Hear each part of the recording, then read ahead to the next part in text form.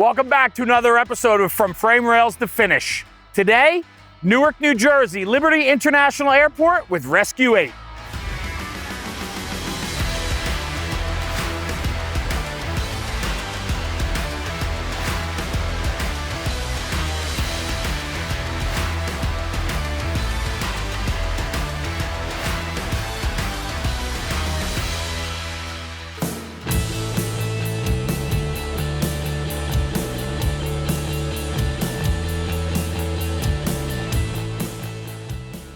So today we're here at Newark Airport in Newark, New Jersey, and today I'm joined with Deputy Chief and Commanding Officer Tom Wieczerzak. Thank you, Chief, for having us today. I appreciate it. Thank you for coming. Yeah, of course. Melissa McNair, the Crew Chief and Sergeant with the Port Authority of New York and New Jersey.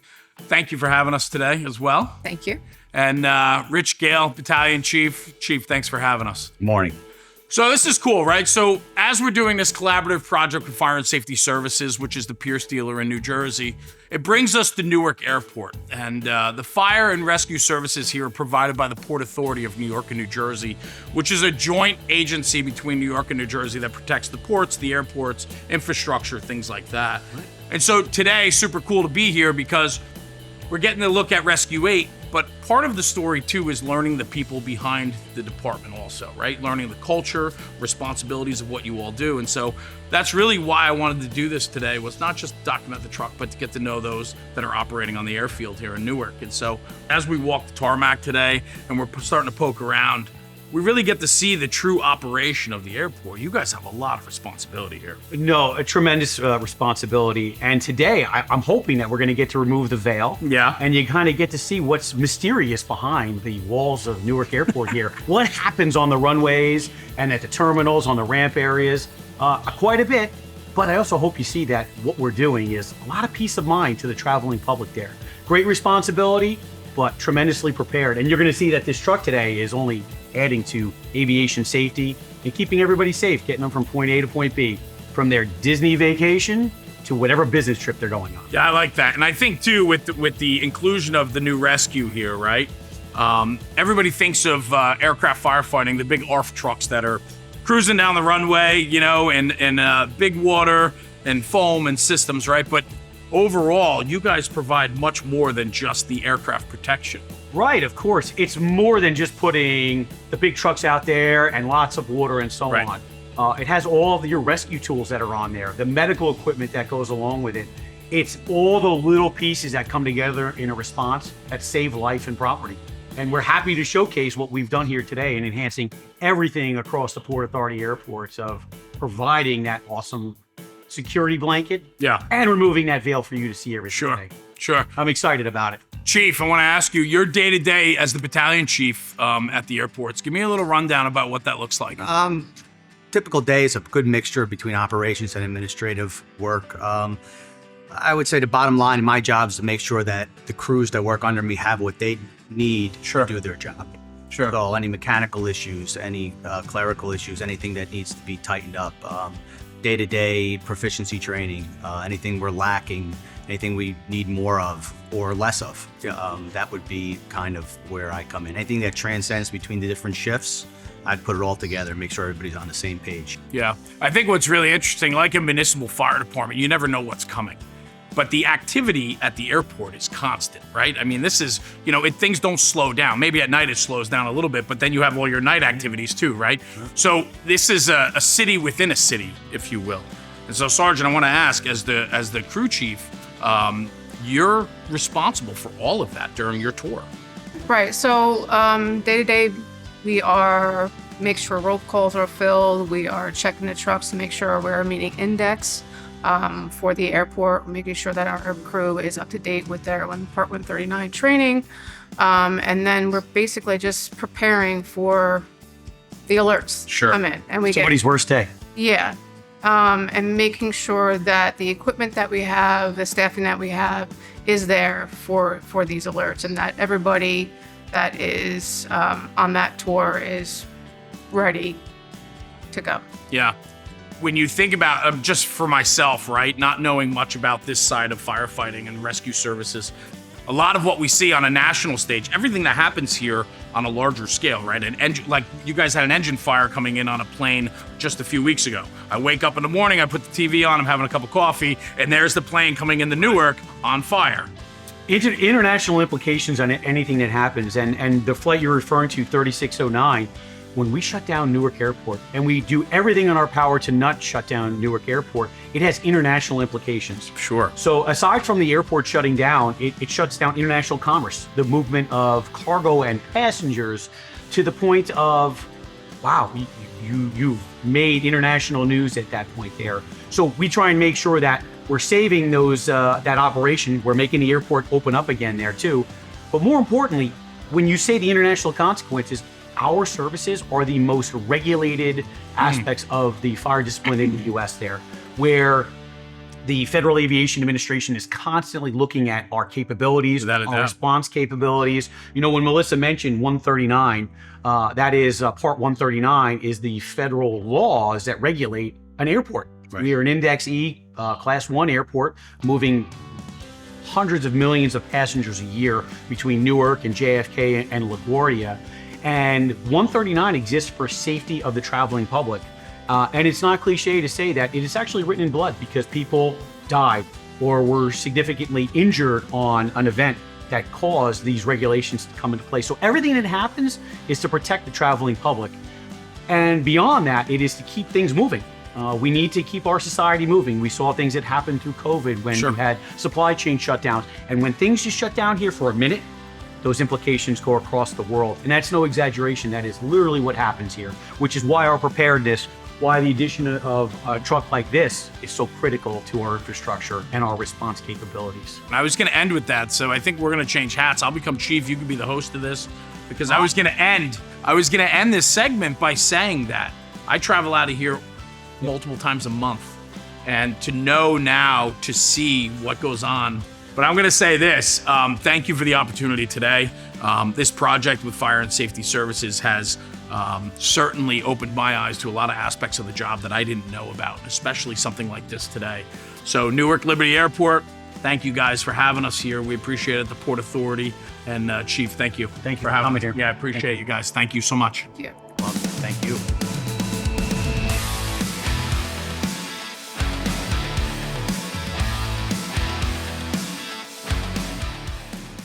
So that rescue truck now, the new Rescue 8, right? So, I mean, that has got to be a wonderful complement to what you guys do here now. It is. It winds up being, so our response setup, the way we are set up is, one, we exist for aircraft. We exist for the airline operations and the life that is on commercial service that's inbound and outbound. With that said, our posture of we staff 4 crash trucks on a tour. Our stair truck, which is our emergency, rapid access emergency vehicle for getting on board an aircraft, as well as Rescue 8. That enables us to have the capability to respond to alerts and also have a response package to our fuel leaks, vehicle fires, fire watches that may come up because of something that happened on an aircraft. Whatever else is going on, we're able to assign Rescue 8 and one of the crash vehicles, typically Truck 4, which is a 3000, an Oshkosh Striker 3000 with a snozzle on it. And we're able to reflex and do multiple emergencies all at once. And having that capability of now having the water, the supply hose, and all the other things there, it takes away from having, where sometimes we may respond landside to a vehicle fire. We used to take a crash truck that isn't road legal. It's a real pain to bring a truck that's that wide, under escort and whatnot, not able to get to the particular places where we may need it to get. Now Rescue 8's able to do that. Do you get a lot of hazards with the ground? I mean, there's so much ground equipment here. So yeah, ground equipment does catch fire, be it the traditional internal combustion engine or lithium-ion battery powered. That's a lithium-ion battery powered belt loader that puts cargo on the plane. So where are the charging stations? Underneath? They're underneath. You can see some right there. There's one charging right now. Oh, okay. Got it. So yeah, they're so all that's over. got to be a hazard concern for you guys. Of course. Listen, everything on the field is a hazard, right? Yeah, true. We have our mitigating points. The fact that we are postured to respond so rapidly, reduces risk. But then at the same time, too, remember, When you look at the numbers, lithium-ion battery-powered events or fires are highly interruptive. When we look at the frequency of them, they're low. You know, you look at it as an electric vehicle, as this is what we're going to the example. Per every 100,000 electric vehicles made, I believe it's 25 per 100,000 vehicles will catch on fire. Right. When you start getting into internal combustion engines, it's over 1,000 vehicles per 100,000. So the reality is, internal combustion engines are still catching fire per 100,000 when you look at them. Maybe there's more versus an electric vehicle, but the chances of fire are actually less.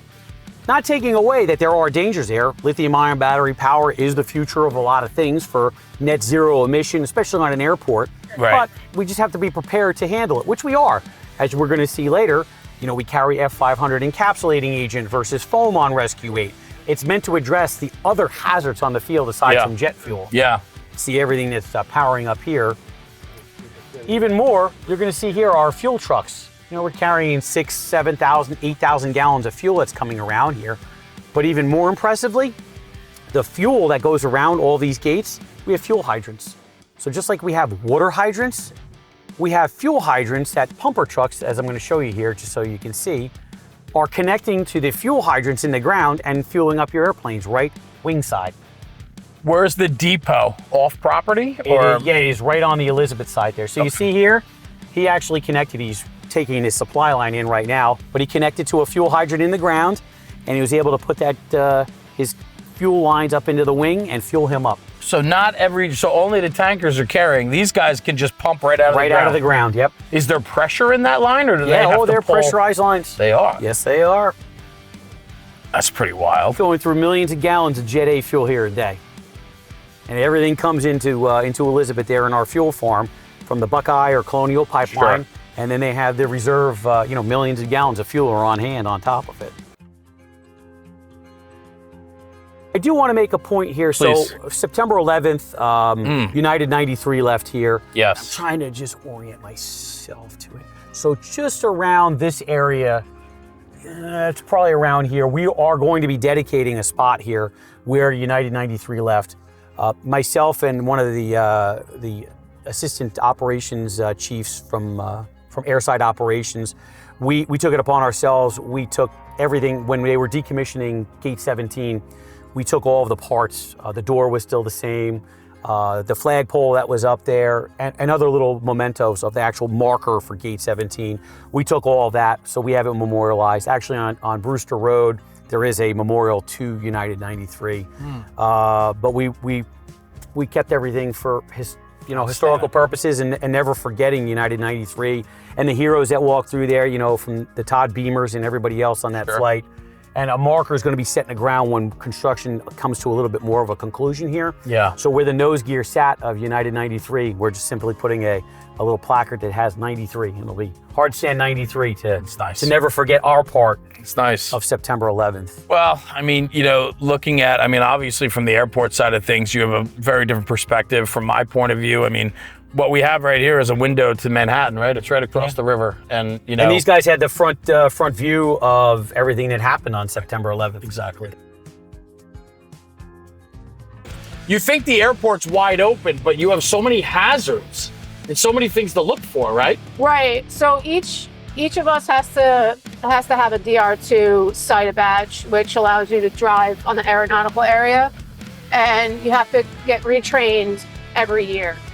You have to know signage, you have to know taxiways, runways, you need to know navigational aids, which we're passing right now.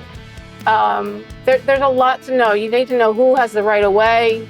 You can't just go onto a runway or a taxiway without permission. I have to think, like firefighting, training is so important, but I have to think for you guys, you're not having emergencies every day. You're having incidents, but not aircraft emergencies every day because it's such a safe way to travel. It's still a safe way to travel. Do we have alerts? Yeah, we have alerts. Yeah. Majority of our alerts are plane landed safely. Right. The pilots did their checks. Everything is, fine. We follow the aircraft back to the gate. Done deal, right? Right.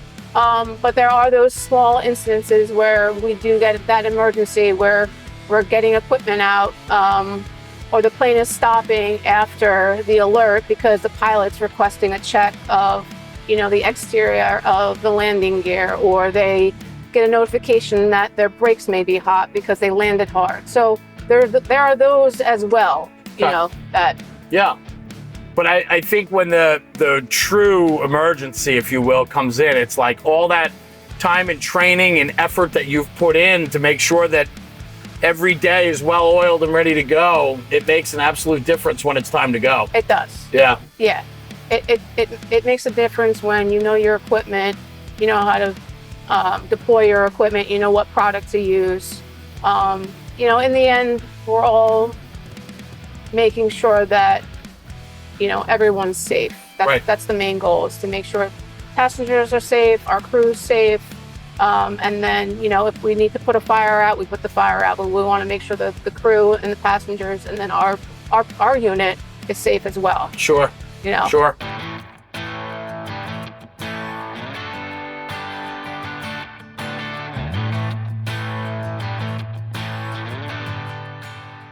Bob Emery, welcome back to the studio, Director of Sales for Fire and Safety Services. Bob, today we're talking about Rescue 8 out of the Port Authority of New York and New Jersey at Newark Liberty International Airport. What a great build.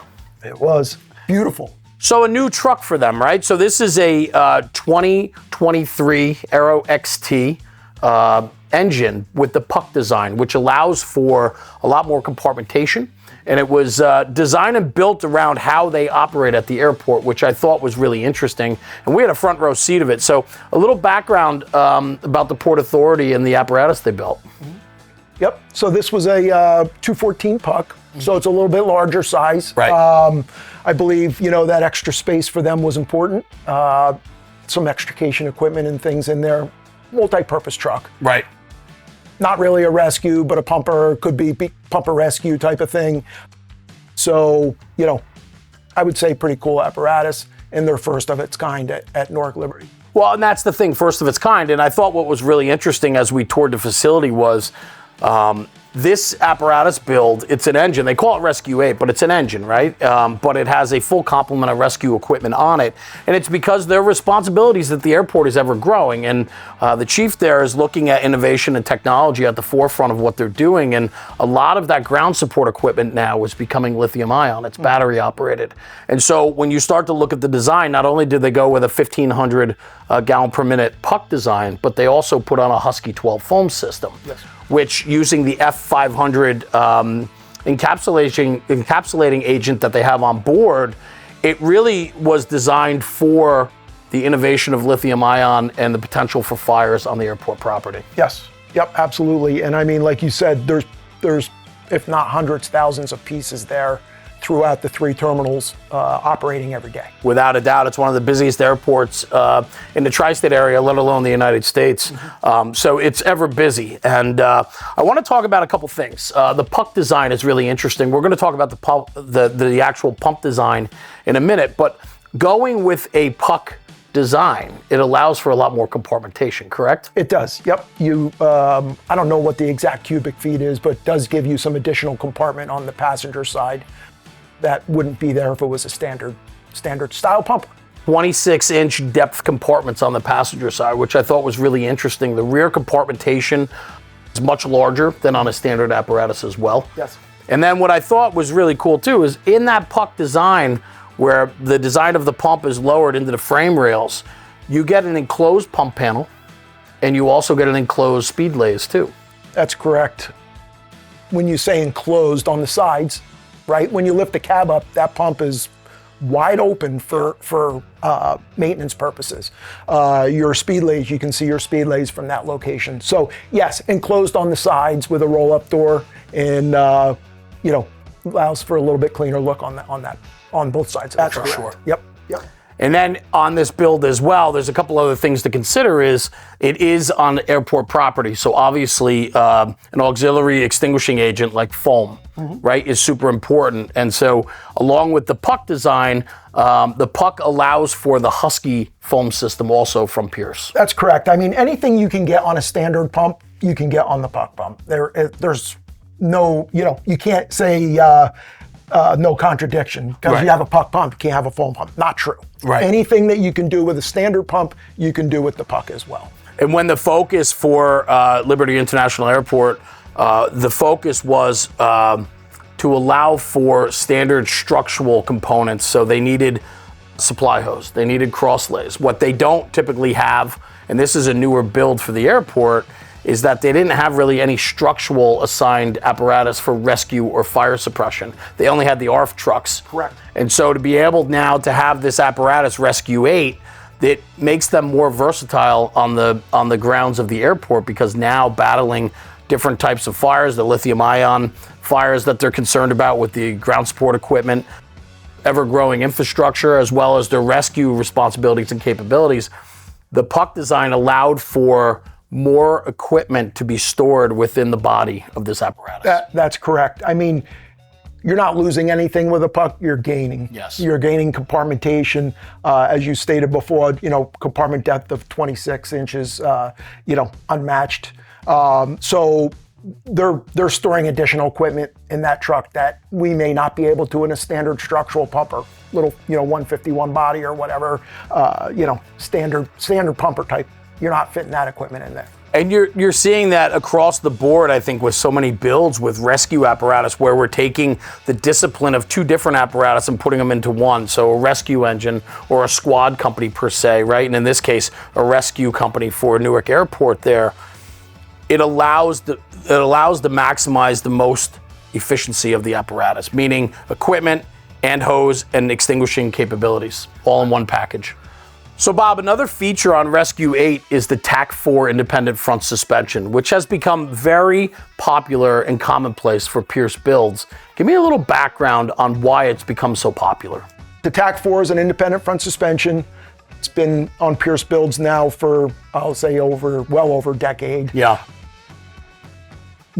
Just the drivability of the system versus a straight beam allows a lot more forgiveness with the system. Safety-wise, greater, stops the truck shorter. It's got a 17-inch pad, which is a much larger pad than a standard pad. So it gives you that stopping power with the TAC-4. A much greater cramp angle, which gives you better turnability of the truck. So overall, very friendly for fire apparatus. Yes. Frankly, its original use was for the U.S. military. Well, and I'll be honest, when we were with Rescue 8 with the Port Authority of New York and New Jersey on this project, racing up and down the taxiways and the runways with that engine and cutting in and out of all the ground traffic and so on, the ride was just much smoother. And, they're cornering at higher speeds because they have an open space to do that. Yep. You don't feel it like a solid beam would be. And so the TAC-4 certainly just makes for a better ride. Yes. And sometimes we have to consider crew comfort and driverability to be important. And when looking at the TAC-4, it certainly offers that.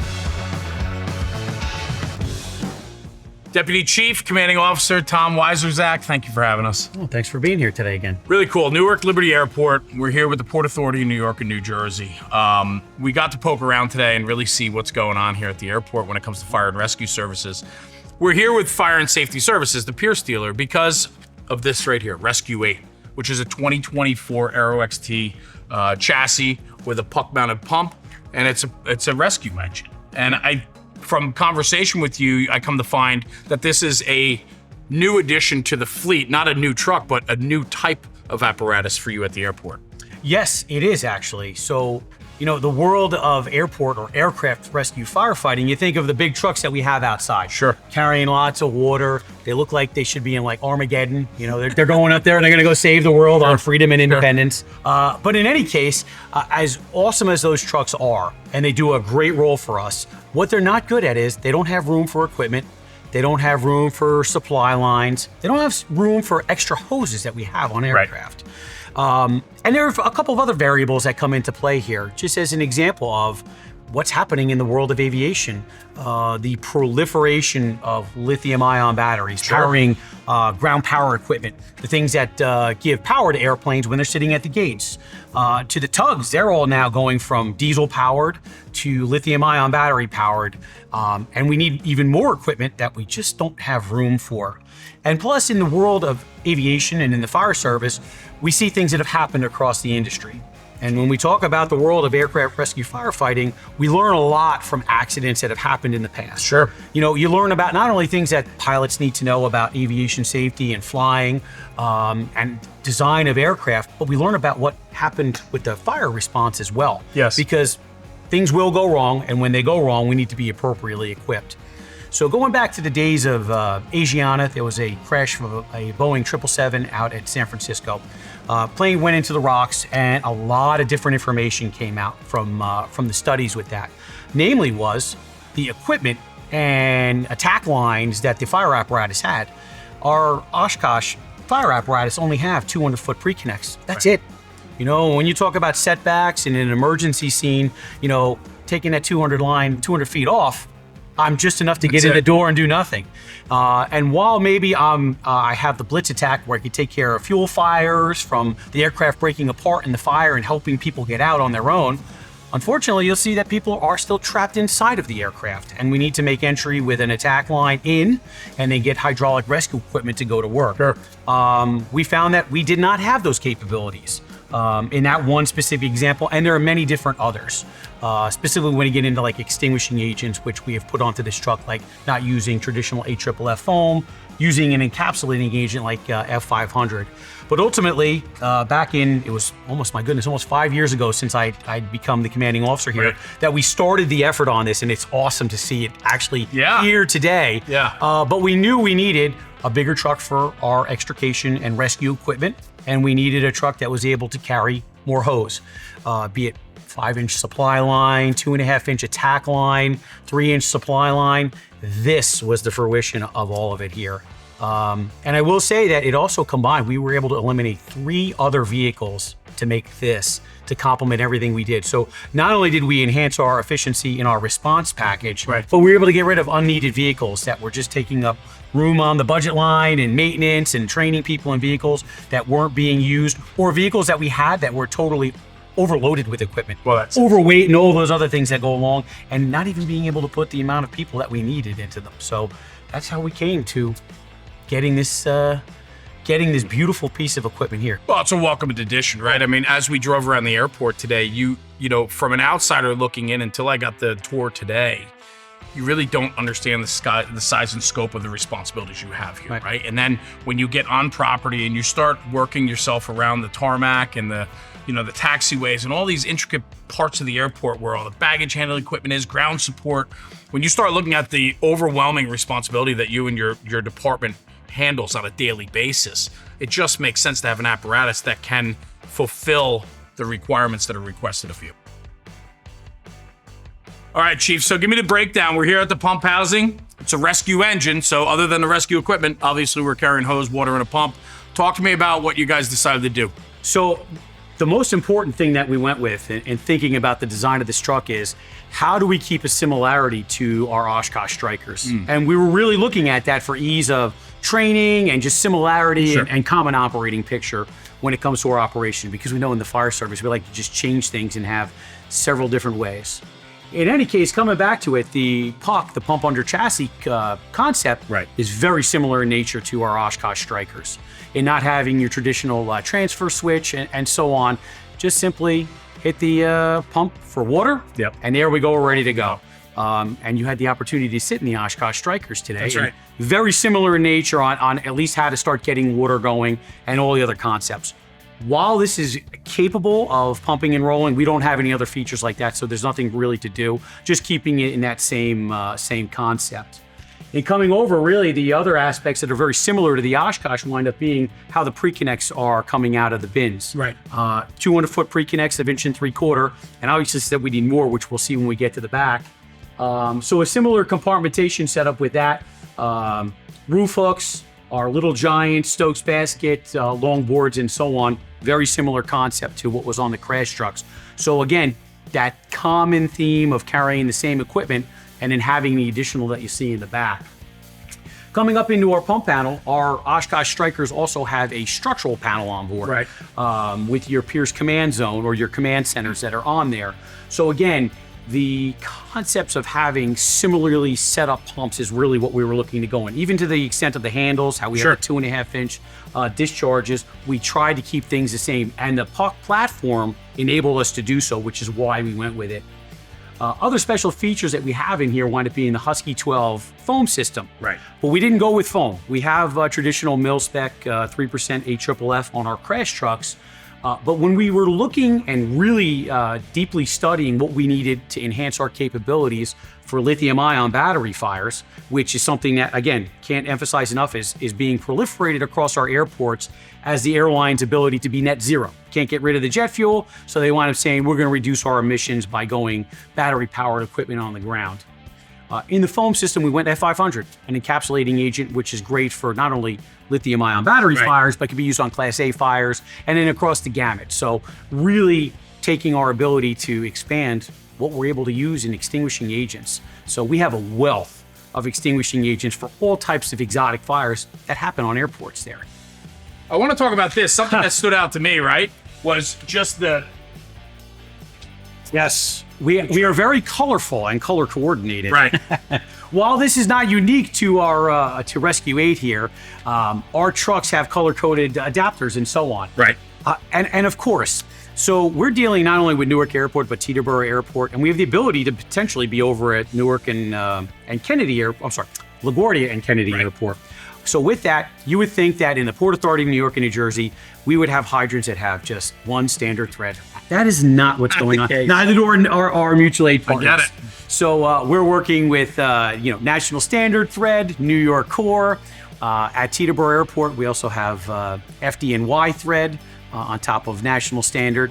Our mutual aid partners are also coming in with different threads and whatnot. So nonetheless, we are prepared to handle anything. Right. So we attempted to do a little color coding where while the truck is National Standard, which is blue, so we say blue, we like to say for our police officers and our sergeants that are in areas and whatnot. So blue is typically on our trucks, and our mutual aid partners or things that we're hooking up to is orange. And in New York, the actual FDNY thread is red. So we have multiple colors going across. The Port Authority is kind of keeping things as a commonality there.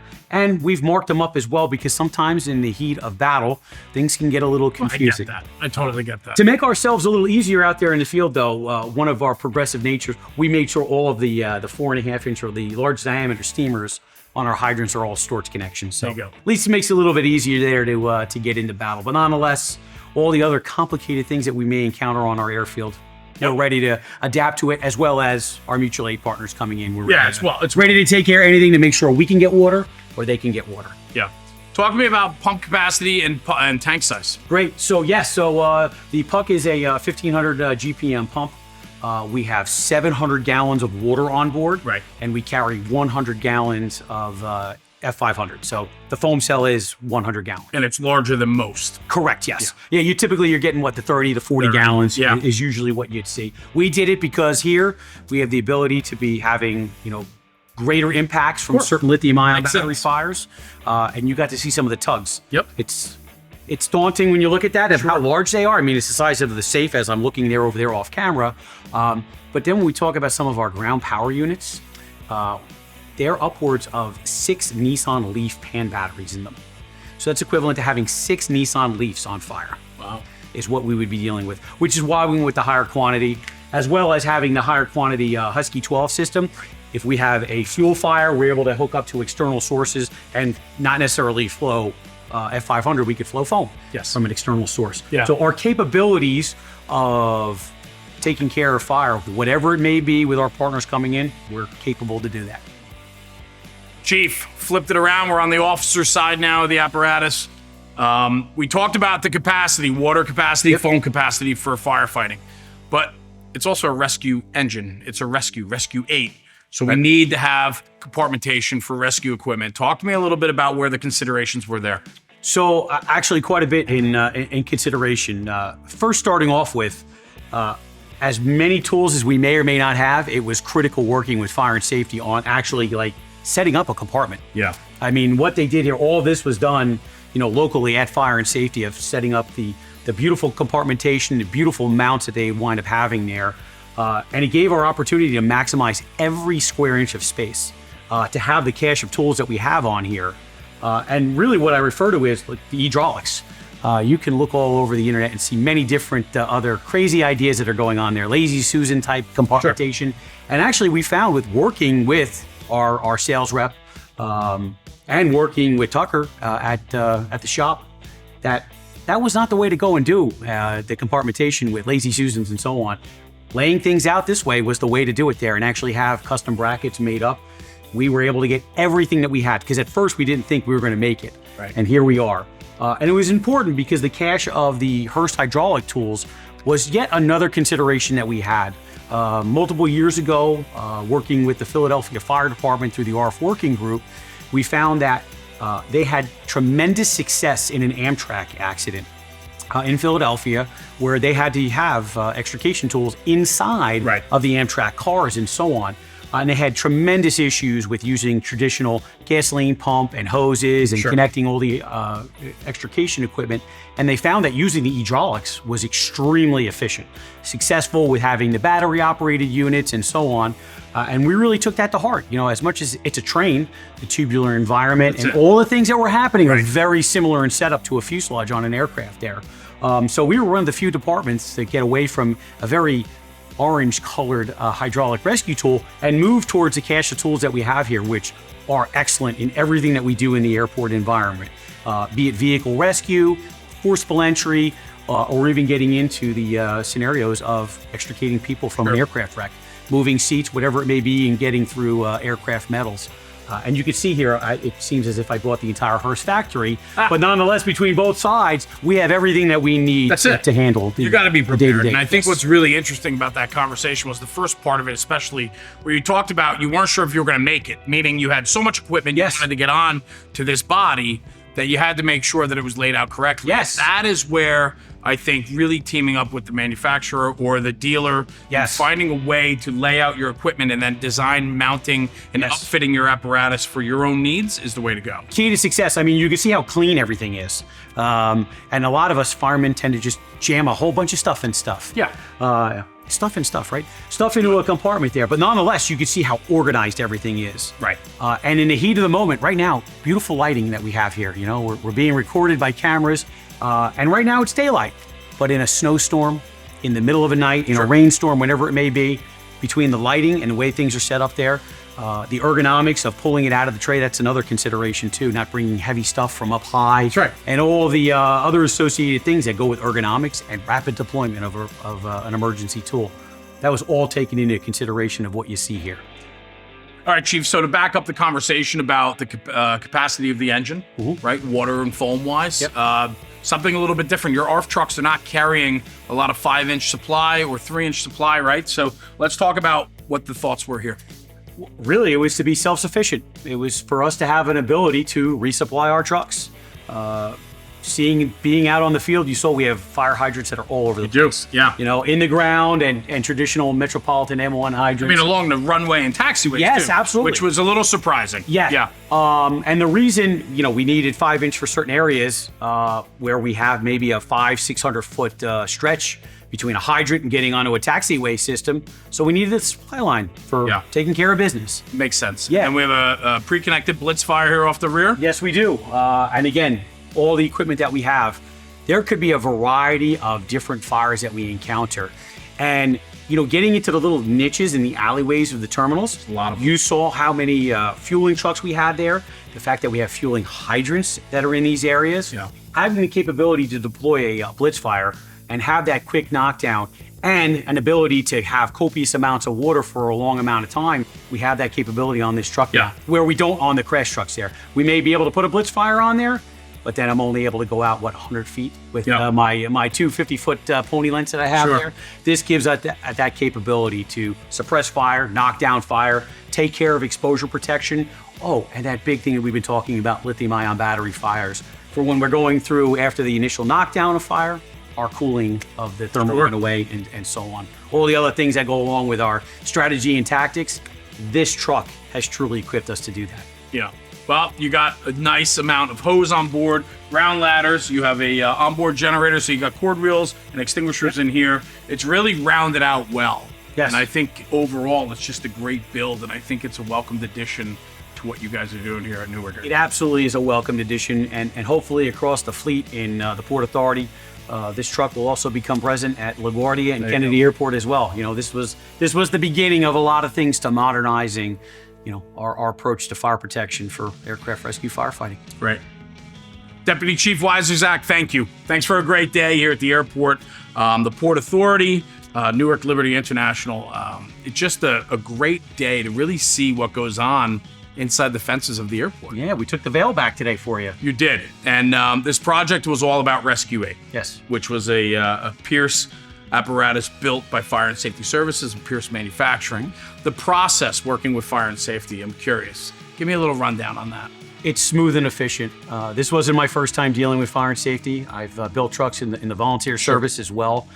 Pierce is a fantastic product. I mean, it is the best of the best. And everything that we did from writing the contract and the specs and getting through the build process, the pre-build, it was awesome. And I can't say enough about fire and safety of actually getting the truck delivered and helping us get this into service.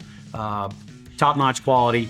And we greatly appreciate what they've done, and we look forward to working with them in the future, hopefully. A true partnership, right? That's what matters. So the final product represents the true partnership that you have. Our collaboration, Yeah. you know, efficient, good collaboration. I love that. And I think one other thing that really stood out to me today while we spent the day together was your love of history and understanding the past to know where we're going in the future. And I think that absolutely matters.